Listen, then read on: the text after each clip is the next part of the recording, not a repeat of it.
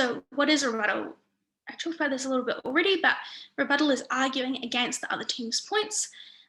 It's about pointing out why the other team's arguments are faulty rather than making your own argument as to why the opposite thing is true.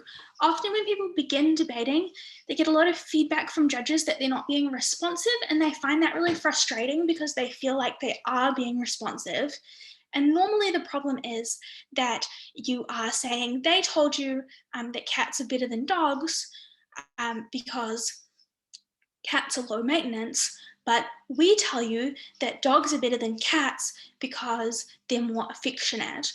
That's not necessarily a rebuttal to the argument that cats are low maintenance. It's just another substantive reason as to why dogs are good. And it's perfectly fine to have lots of substantive arguments. And sometimes in rebuttal, you don't have a specific argument against the point that they're making, and it's fine to make another point. But the aim is as much as possible to dispute the core claim. That is the because statement. Cats are better than dogs because they are low maintenance. Okay. So the main things about rebuttal go point by point. Start by briefly reminding the adjudicator of what the other team said, then give your response. If you have more than one response, it's helpful to number them. So firstly, we don't think that cats are very low maintenance because they run away and scratch up your couches, and they can't come on holiday with you, so you have to send them to a kennel.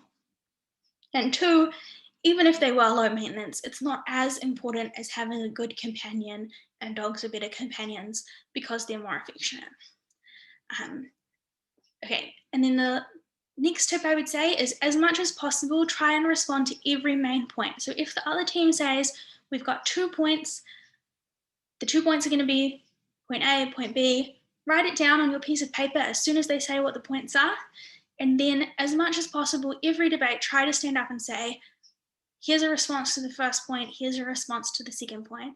Even if you think those responses aren't very good, it's a really important part of the discipline of learning is to try and make sure that you have a response to everything. And the second reason is that actually a lot of the time you will find that even if you just write down the point that they said, you stand up and you say, they told you this, often your brain will, for you, generate some reason as to why it is wrong.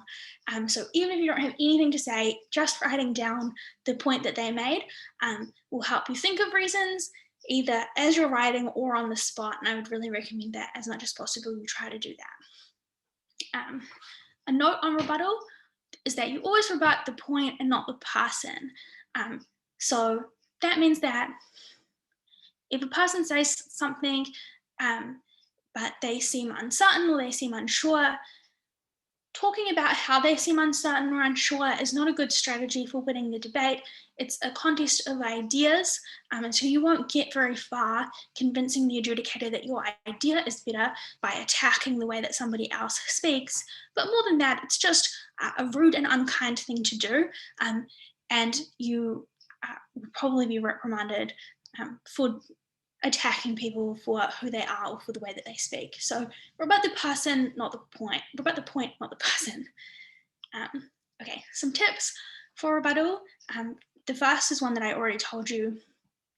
The second is to always listen out for because statements as much as possible.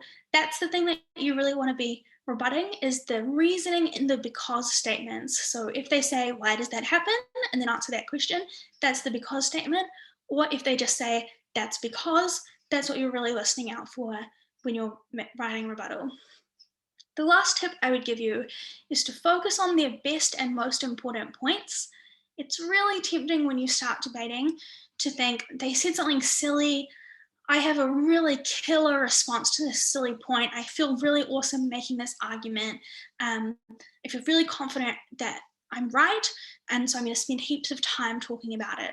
But it's a waste of time to spend a large portion of your speech talking about less important or less well-made points, because If the other team still has other good arguments that they could win on, and you've spent a lot of time on the worst arguments, then you haven't necessarily helped your team that much to win. So focus on the most important points. And if a team says something that is like clearly a mistake, a slip of the tongue, most of the time, it's fine to point it out and then just move on. So focus on, if they were going to win the debate, which argument would win them this debate? And I want to spend the most amount of time talking about that issue, even if I feel the least certain about my response there. So there are two ways generally to do rebuttal. The first is to say that that point is not true. It's the most straightforward kind of rebuttal. So they say that being vegan is really easy, and it's easy to substitute vegan alternatives. That's not true because. So your own because statement to combat. They tell you that it's easy because there are lots of fake meats on the market now. Well, it's not true that there are lots of fake meats on the market because there's not a large number of people who are vegan everywhere, so there isn't heaps of options for people. That's maybe not a good response actually, because if everyone in the world is vegan, maybe there would be a market for it. But you see what I mean. Here's the because statement that they gave. That because statement is not true. And then your own because statement.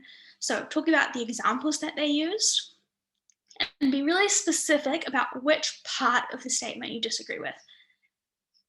Okay, and then the second kind of rebuttal is that that's not important. So they tell you that vegan meat alternatives are really widely available.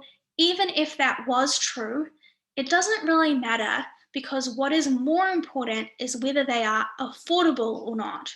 We say it's not affordable to change to vegan products because, and then give whatever your because reason is. And I would say that it's the best possible thing is to try and do both of those two things. So to say, we have two responses. Firstly, we don't think that this is true. And secondly, even if it was true, we don't think that it's as important as our own arguments are in this debate. Okay, and then a quick word on points of clash again, is that points of clash are a kind of rebuttal for the most part, and you're still doing the same kind of rebuttal, just under the umbrella of the point of clash, right? So the point of clash is the main theme. Here's the thing that they said on the theme. Here's the things that we said. Here's why the things that they said are not true or they're not important, or why they're not true and why they're not as important as the things that we said. So it's still the same kind of rebuttal. It's just organized. It's just points of clash, just a way to organize your speech.